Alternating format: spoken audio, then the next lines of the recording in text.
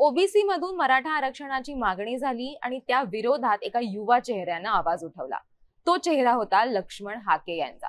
ओबीसीचे नेते लक्ष्मण हाके हे नेमके कोण आहेत हे आपण आज या व्हिडिओमधनं जाणून घेणारच आहोत। मात्र मनोज जरांगेंना थेट चॅलेंज करणारे लक्ष्मण हाके हे नेमके कोण आहेत, त्यांचा आतापर्यंतचा प्रवास कसा होता, त्यांचा राजकीय प्रवास कसा होता, हे सगळं आपण आज या व्हिडिओमधून जाणून घेणार आहोत। नमस्कार, मी देवयानी आणि तुम्ही बघताय मुंबई तक। मनोज जरांगे पाटील यांचं उपोषण चांगलंच चर्चेत होतं। सरकारकडनंही त्यांना प्रतिसाद मिळाला। मात्र लोकसभा निवडणूक होती म्हणून त्यांनी त्यांच्या उपोषणाला आणि सगळे सोयऱ्यांच्या अंमलबजावणीसाठी म्हणून ते थांबले। त्यांनी ब्रेक घेतला आणि निकाल लागताच मनोज जरांगे पाटील हे पुन्हा एकदा उपोषणाला बसले। लक्ष्मण हाके यांनी छगन भुजबळ यांच्या एल्गार मेळाव्यामधनं थेट मनोज जरांगेंना चॅलेंज केलेलं होतं। ते नेमके कोण आहेत, त्यांचा आतापर्यंतचा प्रवास कसा होता, ते आपण आज जाणून घेणार आहोत। लक्ष्मण हाके हे सोलापुरातील सांगोल्याचे। पुण्यात कमवा आणि शिका योजनेत त्यांनी काम करत शिक्षण घेतलं। धनगर समाजासाठी देखील त्यांनी काम केलेलं होतं। धनगर समाजाच्या आरक्षणाचा जी आंदोलन होती, जो आरक्षणाचा मुद्दा होता, त्यावेळी देखील ते त्या आंदोलनात सक्रिय होते। 2004 ते 2008 मध्ये लक्ष्मण हाके यांनी फर्ग्युसन महाविद्यालयात प्राध्यापक म्हणून काम केलेलं होतं। राष्ट्रीय समाज पक्षाची जेव्हा स्थापना झाली त्यानंतर लक्ष्मण हाके यांनी महादेव जानकर यांची भक्कम साथ दिली। 2014 मध्ये विधानसभा असतील, लोकसभा असेल, त्यामध्ये त्यांनी महाराष्ट्रभर रासपचा प्रचार केलेला आपण बघितलेला आहे। 2009 मध्ये लक्ष्मण हाके यांना प्रचार प्रमुख म्हणून जबाबदारी दिलेली होती आणि त्यांनी ठिकठिकाणी जाऊन रासपचा प्रचार केलेला, रासपला मोठं करण्यासाठी म्हणून काम केल्याचंही आपण बघितलेलं आहे। 2021 मध्ये जेव्हा स्थानिक स्वराज्य संस्थांमध्ये ओबीसी आरक्षणावर स्थगिती आणण्यात आली होती, तेव्हा देखील लक्ष्मण हाके यांनी राज्यभरात फिरत विविध ठिकाणी आंदोलनं केलेली होती। तो मुद्दा त्यांनी उचलून धरलेला होता। त्यानंतर 2022 मध्ये जेव्हा शिवसेनेत फूट पडली, त्यानंतर लक्ष्मण हाके यांनी उद्धव ठाकरे यांच्या शिवसेनेमध्ये प्रवेश केल्याचं आपण बघितलंय। महाविकास आघाडीचं सरकार असताना लक्ष्मण हाके यांची विजय वडेट्टीवार यांच्याकडून मागासवर्ग आयोगाच्या सदस्यपदी निवड झालेली होती आणि ते त्या कमिटीमध्ये काम करत होते, तेही आपण बघितलेलं आहे। 2022 मध्ये जेव्हा लक्ष्मण हाके यांनी उद्धव ठाकरे यांच्या शिवसेनेमध्ये प्रवेश केला, त्यानंतर त्यांची राजकारणातली ही सेकंड इनिंग असेल का अशा दृष्टीने त्याच्याकडे बघितलं जात होतं। मात्र तसं झालं नाही, कारण 2024 मध्ये जेव्हा त्यांनी लोकसभेसाठी महाविकास आघाडीकडून तिकीट मागितलं होतं, त्यांना तिकीट नाकारण्यात आलेलं होतं।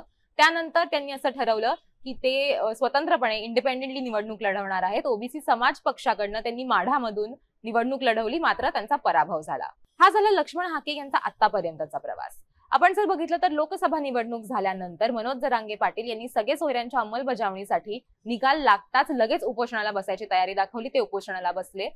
सरकारने त्यांच्याकडे वेळ मागितली आणि त्यांनी सरकारला वेळ दिलीही। मात्र हे सगळं सुरू असतानाच लक्ष्मण हाके यांनी देखील उपोषणाला बसायचं ठरवलं आणि त्याच्यासाठी त्यांची दोन प्रमुख कारणं होती। ती कारणं काय होती हे आपण जाणून घेणारच आहोत। मात्र लक्ष्मण हाके यांना जालन्यातून ओबीसी समाजाचा मोठ्या प्रमाणात पाठिंबा मिळाला। फक्त जालन्यातच नाही तर संपूर्ण महाराष्ट्रातनं त्यांना पाठिंबा मिळतोय।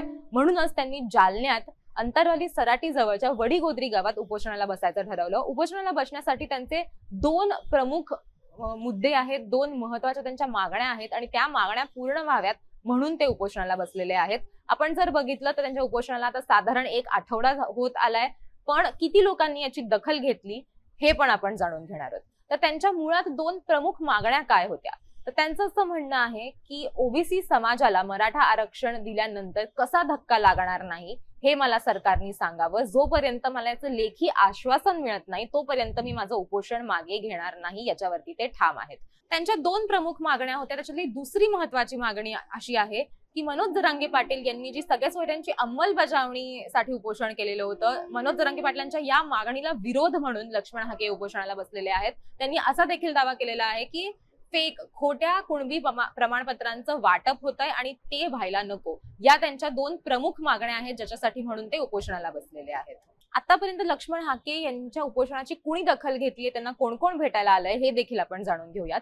पंकजा मुंडे आणि धनंजय मुंडे हे दोघंही लक्ष्मण हाके यांच्या भेटीसाठी गेलेले होते। त्यांनी त्यांचा पाठिंबा जो आहे तो याला दर्शवलेला आहे। छगन भुजबळ यांनी देखील लक्ष्मण हाके यांच्या उपोषणाला पाठिंबा दर्शवलेला आहे।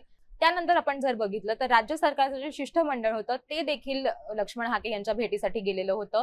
तेव्हा त्यांनी असं सांगितलं की कॅबिनेटमध्ये आपण याबद्दल चर्चा करूया, तुम्ही उपोषण सोडा चर्चा करून बैठकीतून आपण या सगळ्यावरती मार्ग काढूयात. तुमचं शिष्टमंडळ तुम्ही चर्चेसाठी मुख्यमंत्र्यांच्या भेटीला पाठवा, तुम्ही देखील या, पण उपोषण सोडून तुम्ही मुख्यमंत्र्यांच्या भेटीला या. मात्र लक्ष्मण हाके यांनी याला प्रतिसाद दिला नाही. त्यांचं असं म्हणणं आहे की मी शिष्टमंडळ पाठवणार नाही, जोपर्यंत माझ्या मागण्या पूर्ण होत नाही, जोपर्यंत मला लेखी आश्वासन मिळत नाही, तोपर्यंत मी उपोषण सोडणार नाही. त्याच्यामुळे खरं तर ही जी शिष्टमंडळाने त्यांची भेट घेतलेली होती ती एका अर्थानं निष्फळ ठरली असंच म्हणता येईल. शिष्टमंडळाने लक्ष्मण हाके आणि त्यांचे सहकारी नवनाथ वाघमारे यांना पाणी पिण्याची विनंती केली, मात्र ती विनंती देखील लक्ष्मण हाके यांनी मान्य केलेली नव्हती आणि त्यांनी पुन्हा एकदा हेच सांगितलं की जोपर्यंत माझ्या मागण्या पूर्ण होत नाही तोपर्यंत मी माझं उपोषण सोडणार नाही. त्याच्यामुळे मनोज जरांगेंना थेट चॅलेंज करणारे, त्यांच्या विरोधात उपोषणाला बसणारे आणि तेवढंच तोड उपोषण करणारे हे लक्ष्मण हाके हे ओबीसी नेते आहेत आणि गेल्या अनेक दिवसांपासून त्यांचं उपोषण सुरू आहे.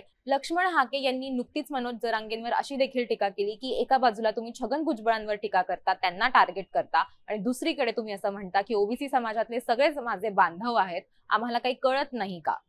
त्याच्यामुळे लक्ष्मण हाके हे एकमेव आहेत ज्यांनी आतापर्यंत थेट मनोज जरांगेंना चॅलेंज केलेलं आहे आणि त्यांच्या मागणीला, मराठा आरक्षणाच्या मागणीला, ओबीसीतून मराठा आरक्षण मिळावं या मागणीला त्यांचा विरोध आहे. आणि जोपर्यंत त्यांना लेखी आश्वासन मिळत नाही तोपर्यंत ते माघार घेणार नाहीत, ही भूमिका देखील त्यांनी प्रचंड स्पष्ट केलेली आहे.